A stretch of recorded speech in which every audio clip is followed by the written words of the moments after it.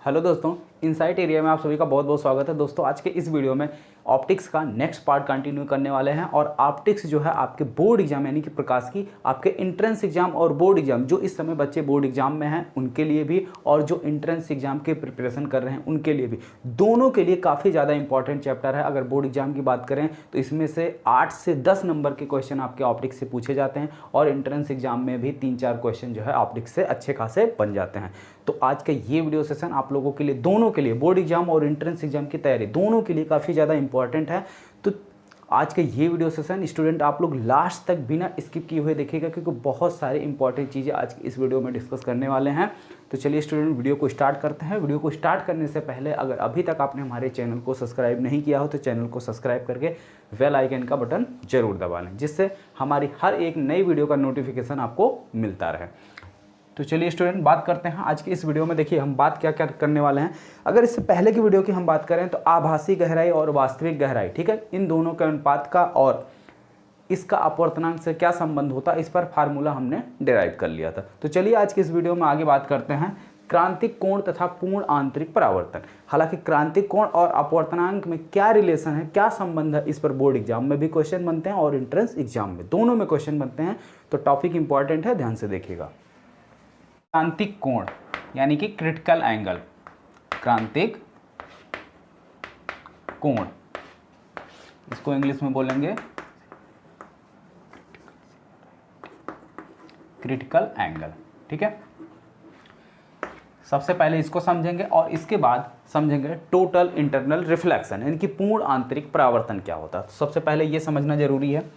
अभी तक हम लोगों ने क्या सीखा है, ये समझ लिया है कि जब कोई भी लाइट वेव है, जैसे मान लेते हैं इधर, मान लेते हैं कोई हमारा सघन माध्यम है और इधर विरल माध्यम है, ठीक है, यानी कि इधर डेंसर मीडियम है और इधर रेयर मीडियम है।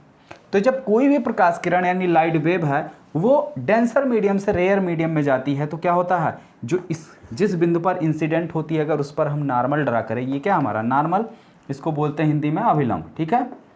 तो प्रकाश किरण क्या होती है, अभिलंब से दूर हटती है। अभिलंब से क्या होती है, दूर हटती है। तो ये हमारा अभिलंब अब सीधे ना जाकर क्या होगी, अभिलंब से ऐसे दूर हट जाएगी, ठीक है। तो यानी कोई भी लाइट वेव जब डेंसर मीडियम से रेयर मीडियम में जाती है तो वो नॉर्मल से क्या होती है, दूर भागती है, यानी नॉर्मल से दूर हो जाती है। अब यही चीज, ये जो क्रिटिकल एंगल है यानी कि क्रांतिक कोण है, ये केवल एक ही केस में पॉसिबल है और वो कब, जब लाइट वेव जो है डेंसर से रेयर में जाएगी, ठीक है। याद रखना कि ये कंडीशन कब अप्लाई होगा, जब लाइट वेव जो है यानी कि प्रकाश किरण जो है रेयर मीडियम डेंसर मीडियम से रेयर मीडियम में जाती है, ठीक है। तो चलिए अब इसको समझते हैं।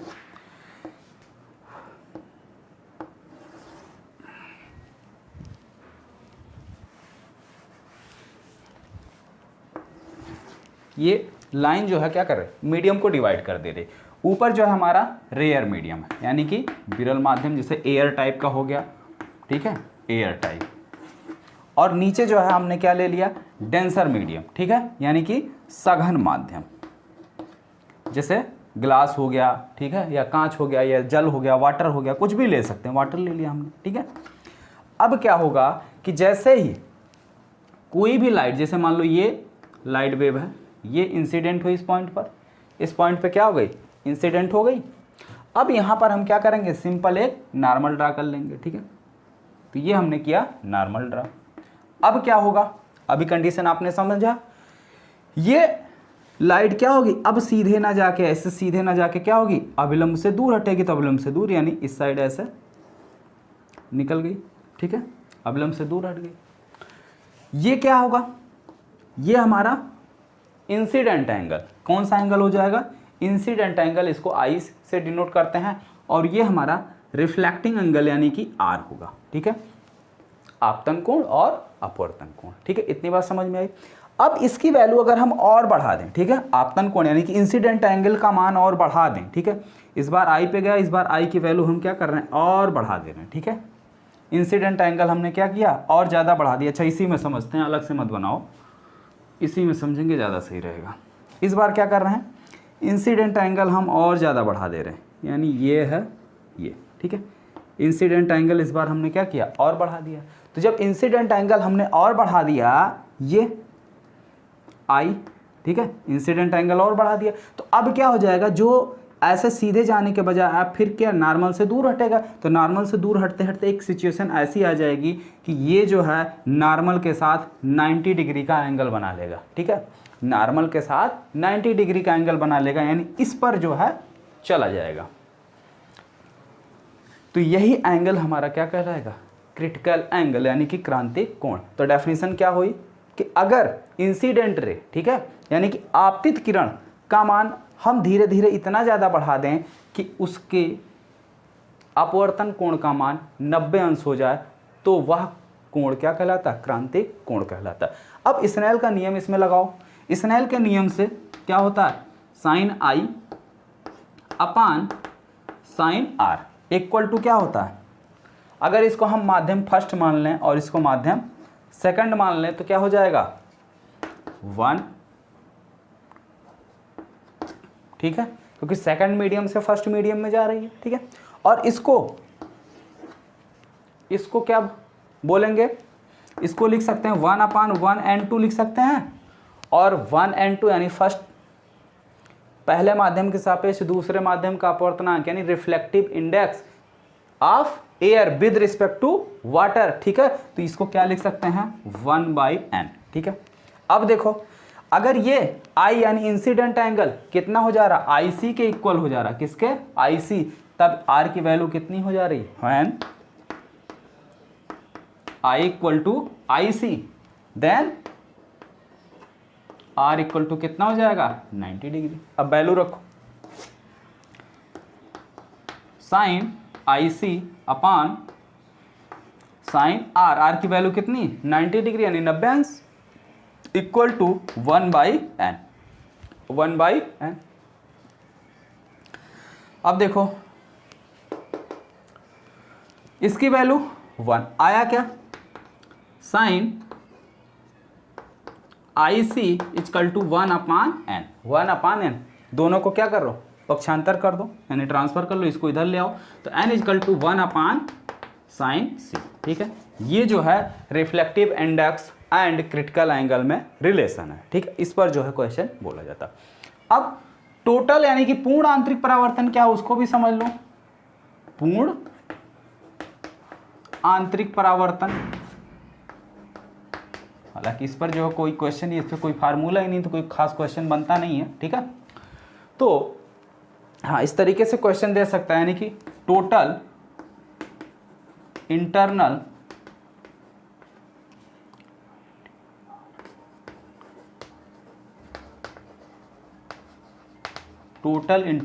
रिफ्लेक्शन, ठीक है। तो टोटल इंटरनल रिफ्लेक्शन में क्या होगा कि अगर हम इस जो इंसिडेंट रेज है इसकी वैल्यू क्रिटिकल एंगल से भी ज़्यादा कर दें, किससे ज़्यादा, क्रिटिकल एंगल से भी ज़्यादा, यानी ये कर देते हैं, ठीक है, क्रिटिकल एंगल से भी ज़्यादा बढ़ा दें, ठीक है, इसकी वैल्यू हम क्या कर रहे हैं, क्रिटिकल एंगल से भी ज़्यादा बढ़ा दे रहे हैं, तो इस बार जो रिफ्लेक्टिंग एंगल होगा यानी कि अपवर्तन, ठीक है, अपवर्तित कोण, या आप नॉर्मल और अपवर्तित किरण के बीच में जो कोण बनता है, ठीक है, उसको हम क्या बोलते हैं, अपवर्तन कोण। तो इसकी वैल्यू, रिफ्लेक्टिंग एंगल की वैल्यू क्या हो जाएगी, और ज़्यादा हो जाएगी, यानी ये जिस मीडियम से गया उसी मीडियम में वापस आ गया, ठीक है। तो ये जो घटना है क्या कहलाएगी, यानी ये पूरा प्रोसेस क्या कहलाएगा, टोटल इंटरनल रिफ्लेक्शन, ठीक है।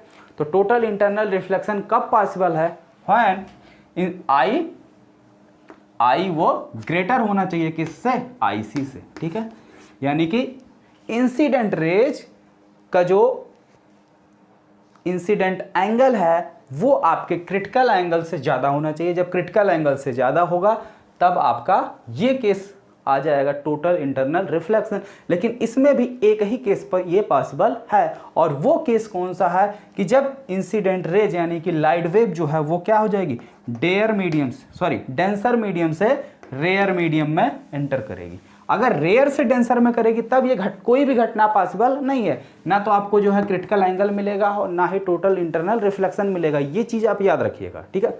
ये छोटा सा बेसिक सा डिफरेंस है, ठीक है, इसको आप याद रखिएगा, ठीक है। यहाँ से क्वेश्चन अच्छे खासे उठा लिए जाते हैं क्योंकि बहुत मामूली चीज़ है, लगभग दिमाग में ये सभी के होता नहीं है, ठीक है, ये चीज़ें भूल जाने वाली चीज़ें हैं, तो ये इस पर जो है आप याद रखिएगा, बेसिक चीज़ है।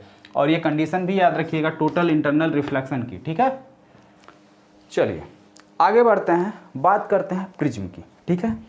प्रिज्म का रिफ्लेक्टिंग इंडेक्स कितना होगा, ठीक है।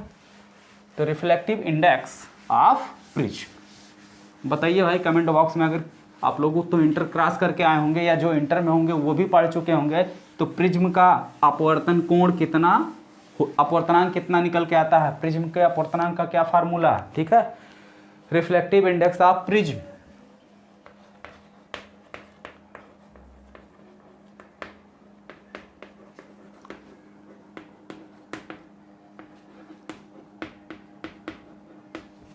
या प्रिज्म का अपवर्तनांक, प्रिज्म का अपवर्तनांक, ठीक है। Reflective index of prism n equal to क्या फार्मूला होता है, sine a plus delta m by two upon sine a by two, where जहां पर ए क्या है आपका, ये प्रिज्म एंगल है, ठीक है, यानी कि प्रिज्म का कोण है, प्रिज्म कोण इंग्लिश में प्रिज्म एंगल। डेल्टा एम क्या है, ये न्यूनतम विचलन कोण है, क्या है, न्यूनतम विचलन कोण है, ठीक है। तो चलिए अब इसको प्रूफ किया जाए कि ये आएगा कैसे, ठीक है। चलिए बहुत ही सिंपल है, ध्यान से देखिएगा, सारा कॉन्सेप्ट आपको अच्छे से समझ में आएगा, चाहे आप बोर्ड एग्जाम की तैयारी कर रहे हो या एंट्रेंस एग्जाम का प्रिपरेशन कर रहे हैं, ठीक है। दोनों ही केसेस में ये काफ़ी ज़्यादा इंपॉर्टेंट है। सपोज जैसे मान लीजिए ये हमारा क्या है, कोई प्रिज्म है, ठीक है, ये हमारा क्या है, प्रिज्म है, ये प्रिज्म का एंगल है ए, ठीक है, प्रिज्म एंगल, ये उसका रिफ्लेक्टिंग सरफेस हमने बनाया हुआ, ठीक है, यानी कि जिसको हम परावर्तक तल बोलते हैं यहाँ से। अब कोई प्रकाश किरण यानी लाइट वेव ये इंसिडेंट हुई, ठीक है। अब यहाँ पर क्या कर रहे हैं, एक नॉर्मल ड्रा कीजिए, ठीक है। तो अब यहाँ पर एक नॉर्मल ड्रा करिए इंसिडेंट बिंदु पर, ठीक है, ये हमने कर लिया ड्रा नॉर्मल, इसको कोई नाम दे देते हैं, एन नाम दे दिए, ठीक है। अब ये क्या होगी, इधर मीडियम हमारा कैसा है, एयर है, और ये इसके अंदर क्या भाई, ये ग्लास है ना, ग्लास है, प्रिज्म तो ग्लास का ही बना होता है ना, तो यानी रेयर मीडियम से डेंसर मीडियम में। अब सीधे ना जाकर ये क्या हो जाएगी, बेंड हो रही है किसकी तरफ, नॉर्मल की तरफ, यानी अभिलंब की ओर झुक जाएगी, यानी कुछ इस तरीके से जाएगी, ठीक है। इस बिंदु पर पहुंच गई, ये पी क्यू आर, ठीक है। अब यहां पर आप नॉर्मल ड्रा करिए, तो इस बिंदु पर जब आप नॉर्मल ड्रा करेंगे तो ये इस बिंदु पर नॉर्मल ड्रा हो गया, ठीक है। ये दोनों नॉर्मल एन और एन डैश आपस में कहां आकर मीट कर रहे हैं, पॉइंट ओ पर, बिंदु ओ पर ये आके मिल जा रहे हैं। अब यहां से ये प्रकाश किरण जब बाहर निकलेगी तो फिर क्या हो जाएगी, अब देखो इधर मीडियम ग्लास, बाहर एयर, ठीक है। अब डेंसर टू रेयर मीडियम, तो क्या हो जाएगा, सीधे ना जाकर अभिलंब से दूर हटेगा, तो ये अभिलंब से ऐसे दूर हटके इस तरीके से चला गया, पी क्यू आर एस, ठीक है। अब देखिए भाई, ये इंसिडेंट एंगल यानी कि आपतित किरण और अभिलंब नॉर्मल के बीच में जो कोण बनता है इसको बोलते हैं आई, ठीक है। और रिफ्लेक्टिंग रेज और नॉर्मल के बीच में यानी ये जो कोण बनेगा इसे क्या बोलेंगे, आर, क्या बोलेंगे, आर, ठीक है। अब यही आर इसके लिए रिफ्लेक्ट इंसिडेंट एंगल यानी आई का काम करेगा, तो इसको मान लेते हैं आर डैश, क्या मान लेते हैं, आर डैश, और इस एंगल को मान लेते हैं, इसका रिफ्लेक्टिंग एंगल कितना है, आई डैश मान लेते हैं, ठीक है। अब देखो ये जो इंसिडेंट एंगल है इसको हम क्या कर रहे हैं, डॉट डॉट करके पीछे बढ़ा रहे हैं, ठीक है, इसको भी। तो ये दोनों आपस में एक पॉइंट पर मीट कर रहे हैं, इस पॉइंट को नाम दे देते हैं यू, और इसके बीच में एक एंगल बन रहा है, ठीक है, यही आपका क्या है, न्यूनतम विचलन कोण है, यानी डेल्टा एम, डेल्टा एम, ठीक। अब जरा ध्यान से देखिए, आपके पास एक ट्रायंगल दिखाई दे रहा होगा, ठीक है, आपके पास क्या है, एक ट्रायंगल दिखाई दे रहा होगा, कौन सा? ट्रायंगल यू क्यू आर, ठीक है। In triangle you Q R, यानी कि त्रिभुज यू क्यू आर में, यू क्यू आर में। अब एक चीज आप थोड़ा सा यहाँ ध्यान देके समझिएगा, ठीक है, क्योंकि सारी चीजें यहीं से निकल रही हैं। ये आई इस पूरे एंगल के बराबर होगा कि नहीं? ये ठीक है, बराबर होगा ना, क्योंकि अपोजिट एंगल है ना। हिंदी में अगर हम बात करें तो शीर्षाभिमुख कोण है, ठीक है भाई। जितना कोण ये, इतना कोण ये। अब ये इतना कोण कितना हो जाएगा भाई? नीचे वाला ये कितना? आर है, तो ऊपर कितना बचा? आई माइनस आर। तो ये बीच वाला एंगल कितना बच गया? आई माइनस आर, ठीक है, ये बीच वाला एंगल। ठीक उसी तरीके से अगर इसकी हम बात करें तो ये एंगल कितना हो जाएगा आपका? पूरा आई डैश। और ये वाला एंगल कितना हो जाएगा? एंगल कितना होगा ये? कितना होगा? I dash minus are dash. तो ये वाला एंगल कितना हो गया? I dash minus are dash, ठीक है। ये अंदर वाले एंगल, यानी ये जिस पर हम डबल लाइन खींच कर रहे हैं, ये एंगल, ठीक है। दोनों एंगल हमको मिल गए।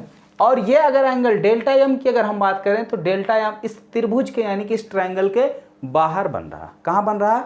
इस त्रिभुज के बाहर बन रहा है, यानी जिसको हम बहिष्कोण बोलते हैं, ठीक है। तो बहिष्कोण का मान दोनों अंतः कोणों के योगफल के बराबर होगा, तो यानी कि डेल्टा एम इक्वल टू इतना प्लस इतना। तो I minus are plus I dash minus are dash, ये आपका होगा। इसको थोड़ा सिंप्लीफाई कर लो, आई को एक साथ में कर लो, तो आई माइन, ये प्लस है, प्लस आई डैश एक साथ, बीच में बच गया माइनस आर और माइनस आर डैश। अब अगर माइनस कॉमन ले लें तो माइनस कॉमन हो गया, बीच में आ गया प्लस। ये आपका हो गया समीकरण नंबर 1, इक्वेशन नंबर 1, ठीक है। इतनी बात समझ में आ गई? चलो अब आगे देखो। अगर आगे हम ध्यान से देखें तो हमको एक क्या दिख रहा है? ट्रायंगल दिखाई दे रहा। हमको क्या है? ट्रायंगल बाद में लेते हैं, पहले चतुर्भुज की बात करते हैं, ठीक है। इन चतुर्भुज, ठीक है, ए क्यू ओ आर, ठीक है, ए क्यू ओ आर, ये आपका एक चतुर्भुज है। और चतुर्भुज के चारों कोणों का योगफल 360 डिग्री होता है, ठीक है। तो अगर हम इसकी बात करें तो यानी angle a plus angle q plus angle o plus angle r बराबर कितना हो जाएगा भाई? 360। अब थोड़ा आ जाओ फिगर पे। ये हमने ड्रा किया नॉर्मल, क्या किया है? नॉर्मल ड्रा किया। तो एंगल क्यू, यानी ये पूरा जो पूरा एंगल भाई, ये वाला एंगल, ये वाला 90 डिग्री, तो इसके अंदर ये भी 90 डिग्री बनेगा ना। तो एंगल क्यू कितना हो गया? ये आपका हो गया 90। ठीक उसी तरीके से ये वाला आपका 90, इधर भी आपका 90, क्योंकि हमने नॉर्मल ड्रा किया हुआ है। तो ये आर भी आपका कितना हो गया? 90, ठीक है। 90 90 180। तो क्या मिल गया हमको? Angle a plus angle o equal to 180। इधर 90 प्लस 90 180, उधर जाएगा माइनस हो जाएगा। तो ये आ गया इक्वेशन नंबर 2, इक्वेशन नंबर 2। अब जरा बात करते हैं इस छोटे से ट्रायंगल की, क्यू आर ओ, ठीक है, triangle q r o. In triangle q r o, ठीक है, in triangle q r o, triangle के टोटल इंटरनल यानी कुल अंतः कोणों का योगफल कितना होता है? 180। यानी अंदर कितने कोण बन रहे? एक आर डैश और प्लस ओ। तो angle r plus angle r dash plus o equal to कितना हो गया? 180।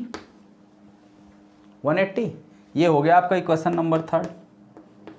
इक्वेशन 2 से इक्वेशन 3 को माइनस कर दो, ठीक है, सबट्रैक्ट कर दो। सबट्रैक्टिंग इक्वेशन 3 फ्रॉम 2, ठीक है, सबट्रैक्ट कर लिया गया। अब देखिए कैसे भाई, ऊपर जिसको सबट्रैक्ट करना नहीं आता ध्यान से देखो, नीचे angle r plus angle r dash plus angle o equal to 180। Subtract में नीचे के साइन पूरे बदल जाएंगे, ये इससे कैंसिल हो गया, ये इससे कैंसिल हो गया। तो क्या मिला हमको? Angle a minus angle r dash equal to कितना मिल गया? 0। तो ये माइनस से दूसरी साइड भेज देंगे, कितना मिल जाएगा? Angle a equal to angle r plus angle r dash. ठीक है, ये मिल गया। तो ये चीज़ अब हम डायरेक्ट लिख दे रहे हैं। ठीक है, इसमें से इसको सबट्रैक्ट करने पर क्या मिल जाएगा, angle a equal to angle r plus angle r dash. ठीक है, न्यूनतम विचलन की स्थिति में या मिनिमम डिविएशन, ठीक है, मिनिमम डिविएशन की कंडीशन में न्यूनतम विचलन की स्थिति में, ठीक है, या इसी को बोल सकते हैं इन कंडीशन ऑफ मिनिमम डेविएशन। तो डेल्टा, ठीक है, ये जो एंगल है इसको डेल्टा एम अभी मत मानो, इसको डेल्टा ही रहने दो। ठीक है, तो डेल्टा इक्वल टू कितना हो जाएगा, डेल्टा एम यानी m for minimum and i equal to i dash and r equal to r dash. ठीक है, तो ये मिनिमम डेविएशन की सिचुएशन में। तो अब जहां जहां हमारा आर डैश उसकी जगह हम क्या लिख सकते हैं, आर लिख सकते हैं। तो आर डैश की जगह आर लिख लो। तो angle a equal to angle r plus angle r. ठीक है, तो अब क्या दे देगा, angle a equal to angle r, तो एंगल आर इजकल टू कितना हो गया, angle a by two, angle a by two. ठीक है, अब भाई फ्रॉम वन आ जाओ, वन, फ्रॉम वन से क्या मिल जाएगा, आई डैश की जगह क्या लिख देंगे, आई। तो यानी डेल्टा एम, और डेल्टा की जगह क्या, डेल्टा एम। तो डेल्टा एम इजकल टू क्या मिल गया, 2i प्लस, बीच में माइनस है तो minus are plus r, r dash की जगह आर तो हो गया 2r, और 2r की जगह क्या लिख सकते हैं, a, क्या लिख सकते हैं, a। ठीक है, तो delta m equal to 2i plus minus a, a इधर माइनस है, इधर आएगा पॉजिटिव हो जाएगा। तो यहां से delta m plus a equal to 2i, ये इंप्लाइज करेगा i equal to a plus delta M divided by 2। ठीक है, अब फ्रॉम स्नेल ला, ठीक है, स्नेल के नियम से, स्नेल के नियम से, तो स्नेल के नियम के अकॉर्डिंग क्या हो जाएगा, sine i upon sine r equal to कितना होता है, अब भाई एन ही तो होता है। ठीक है, फ्रॉम स्नेल ला आई की वैल्यू निकाल लिया हमने, आर की भी वैल्यू निकाल लिया, दोनों वैल्यू यहां रख दो। ठीक है, दोनों वैल्यू क्या करो, पुट कर दो। तो क्या मिलेगा, एन इक्वल टू आई की जगह साइन, आई की जगह क्या आया है, A plus delta M divided by 2 upon R की जगह साइन ए बाई 2। ठीक है, प्रूफ हो गया, प्रूफ। अब आगे देखो, इसमें कुछ कंडीशन, ठीक है, इसमें कुछ केसेस हैं, कुछ कंडीशन है, उस पर भी बात कर लीजिए। यहाँ तक सबको समझ में आ गया, सभी लोगों ने नोट कर लिया, अगर नोट नहीं कर पाया हो तो स्क्रीनशॉट ले लो। ठीक है, चलो अभी हम मिटा के इसको आगे बात करते हैं।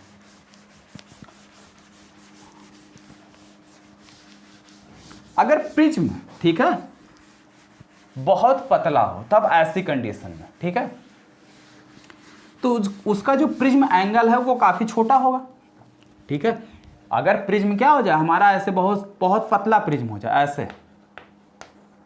तो ये जो प्रिज्म एंगल यानी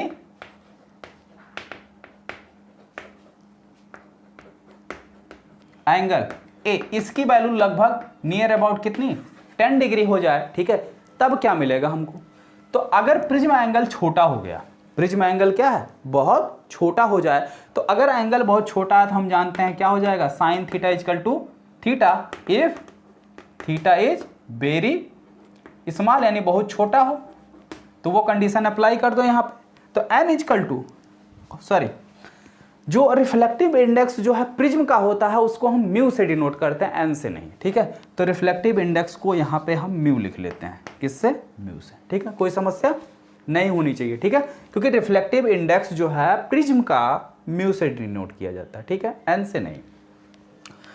तो अगर वेरी स्मॉल है तो इस कंडीशन में, और प्रिज्म एंगल भी हमारा बहुत छोटा है, तो म्यू इजकल टू क्या मिल जाएगा हमको, इसकी जगह ए प्लस डेल्टा एम बाई 2, और इसकी जगह क्या मिल जाएगा, a/2, तो 2 से 2 कैंसिल हो गया, a इधर आएगा, mu a equal to a plus delta m, ठीक है, ये मिनिमम डिविएशन। a को इधर ले आओ तो mu a minus a equal to delta m, ठीक है। अगर a को कॉमन लिया जाए, mu -1 into a equal to delta m, delta m. अब देखो ये तो कंडीशन आ गई किसकी, अगर प्रिज्म जो है काफी पतला हो, थिन प्रिज्म के लिए, ठीक। यहां से रिफ्लेक्टिव इंडेक्स अगर हम निकालना चाहें तो कितना निकलेगा, रिफ्लेक्टिव इंडेक्स का ये फार्मूला ए, ठीक है। तो रिफ्लेक्टिव इंडेक्स म्यू का ये फार्मूला बन जाएगा a प्लस डेल्टा एम अपान ए, ठीक है। ये रिफ्लेक्टिव इंडेक्स का फार्मूला बनेगा। और ये क्या है, रिफ्लेक्टिव इंडेक्स है। अगर हमें क्या है, किसी भी प्रिज्म का रिफ्लेक्टिव इंडेक्स पता है, ठीक है, और प्रिज्म का एंगल पता है, तो उसका मिनिमम डिविएशन हम निकाल सकते हैं, ठीक, मिनिमम डिविएशन निकाल सकते हैं, ठीक है। अब देखिए भाई, जैसे मान लीजिए प्रिज्म पे जब कोई श्वेत प्रकाश किरण है, ठीक है, यानी आपतित होती है या इंसिडेंट होती है, तो वो क्या होती है, 7 रंगों में विभक्त हो जाती है। यानी अगर हम ऐसे नॉर्मली प्रिज्म की बात करें, ठीक है, इस पे ये कोई श्वेत प्रकाश किरण आई, तो इससे जो है 7 रंग हमारे क्या होते हैं, ठीक है। ये हो जाएगी वैगनी, ठीक है, यानी वी, और ऊपर हो जाता है लाल यानी कि रेड, ठीक है। बीच में सारे कलर आपके हो जाते हैं, ठीक है।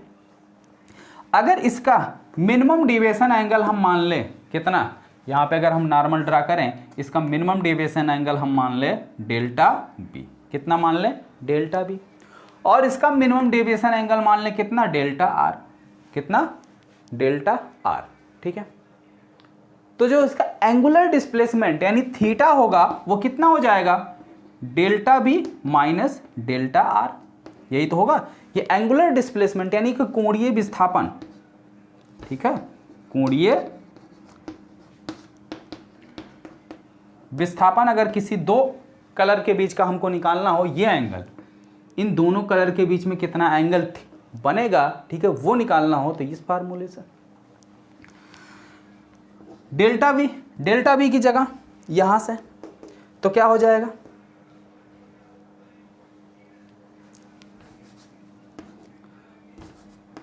Delta V equal to mu B -1 into A, क्योंकि प्रिज्म तो दोनों के लिए सेम है, यानी ए जो है दोनों के केस में सेम होगा, ए जो है वो क्या आएगा, सेम आएगा। डेल्टा आर कितना हो जाएगा, म्यू आर। हर कलर का रिफ्लेक्टिव इंडेक्स जो है वो अलग अलग होता है, हर कलर का रिफ्लेक्टिव इंडेक्स अलग अलग होता है, ठीक है।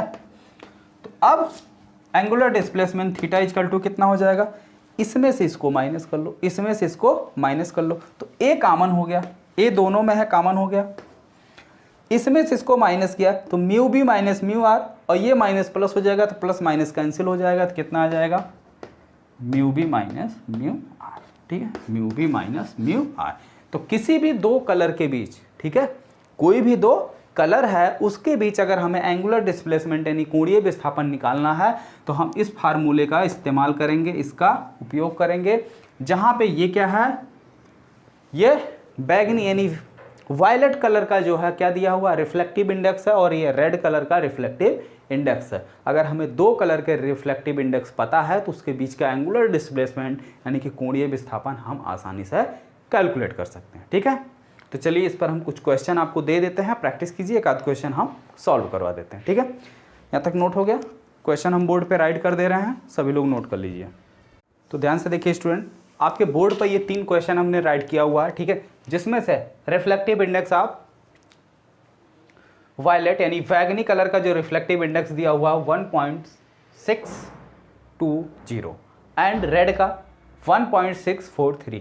देन फाइंड, हमें क्या निकालना है, कोणीय विस्थापन थीटा, ठीक, कोणीय विस्थापन थीटा का मान निकालना, आसानी से निकाल लोगे, फार्मूला हमने मिटा दिया। तो कोणीय विस्थापन थीटा का क्या फार्मूला आया था, ऊपर मैं लिख दे रहा हूं, आपको कोई समस्या नहीं होनी चाहिए, mu B minus mu R into A, ठीक है, इंटू ए। अगर आपको प्रिज्म एंगल, जहां पे ए क्या है, ये आपका क्या है, प्रिज्म कोण, या जिसे आप प्रिज्म एंगल बोलेंगे, ठीक है, क्या बोलेंगे, प्रिज्म एंगल। और अगर आपको प्रिज्म एंगल नहीं दिया, ठीक है, प्रिज्म एंगल नहीं दिया हुआ है, तो नॉर्मली आप प्रिज्म एंगल कितना रखेंगे, ठीक है। तो प्रिज्म एंगल अगर आपको नहीं दिया जाता है तो आप ए के टर्म में ही वैल्यू फाइंड कर दीजिए। किसके टर्म में, ए के टर्म में ही वैल्यू फाइंड आउट कर दीजिए, ठीक है। अब देखिए ये सारे क्वेश्चन लग जाएंगे, ए के टर्म में निकालिएगा। और अगर आपको ए की वैल्यू रखनी है, हम लिख दे रहे हैं तीनों केसेस के लिए, if a equal to 60 degree, कितना, ए इक्वल टू 60 डिग्री, ठीक है। अब क्लियर हो गया। चलिए आगे आ जाइए, वर्ण विक्षेपण क्षमता यानी डिस्प्रेसिव पावर।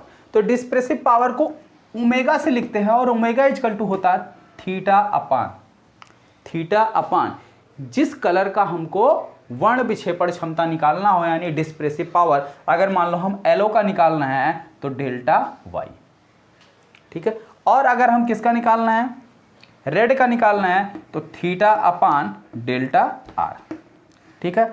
और अगर हम वायलेट का निकालना है यानी वैगनी का, तो थीटा अपान डेल्टा वी, ठीक है।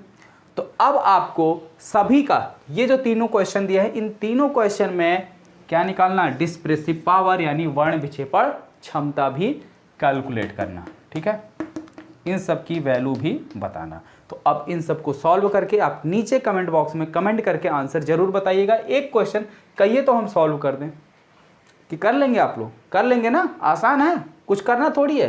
फार्मूला यहाँ लिखा हुआ है एक, बाकी यहाँ लिखा हुआ है, फार्मूले सारे लिखे हुए, बस आपको वैल्यू पुट करके आंसर लाना है, ठीक है। तो सभी लोग कर लेंगे।